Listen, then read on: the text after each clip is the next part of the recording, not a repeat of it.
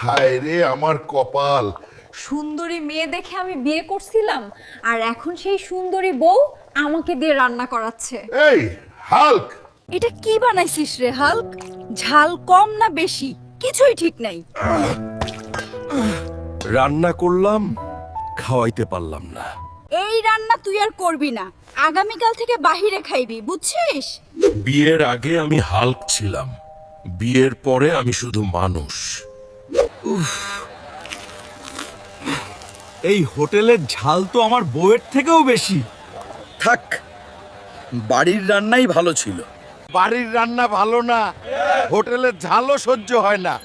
ভাইরা, সুন্দরী দেখে বিয়ে করেন না, বিয়ের পরে হালকো মানুষ হয়ে যায়।